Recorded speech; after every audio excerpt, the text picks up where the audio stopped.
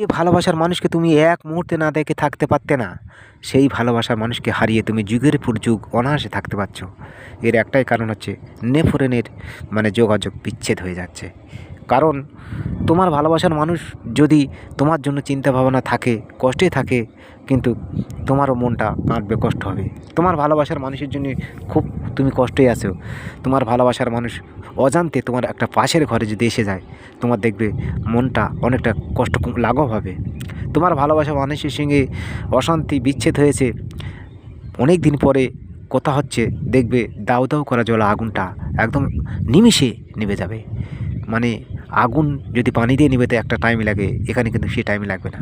আর এখানে একটা বিশাল সুখের অনুভূতি পাবে সে।